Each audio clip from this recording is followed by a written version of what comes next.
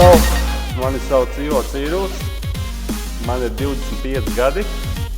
Viss sākās 2008. gadā, kad sāku driftēt ar 3. sērijas BMW, kam bija 200 zirgi. 2009. gadā bija viens no pirmajiem, kas iebūvēja V8 4-litrīgo BMW dzinēju savējā 3. sērijas BMW.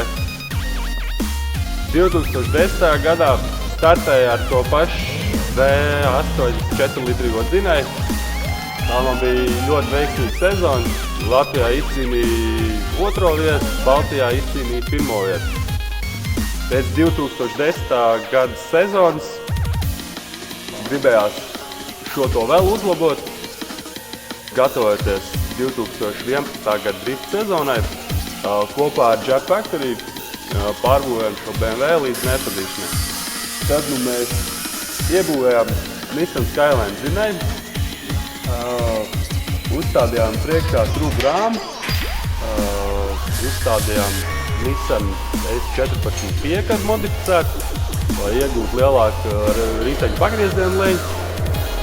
Tad, protams, palielinājām motoru jaudu, kā arī padomājām par mašīnas svaru, atvieglinājām.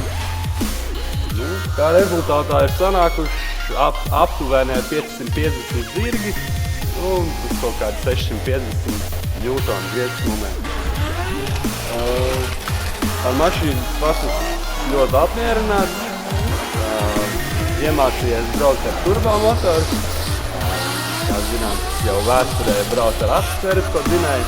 Tā jau bija pavisam cits brauktams. Šīs sezonas mērķis bija notestēt, pārbaudīt, apgūt šo jauno projektu, kas tika uzbūvēts.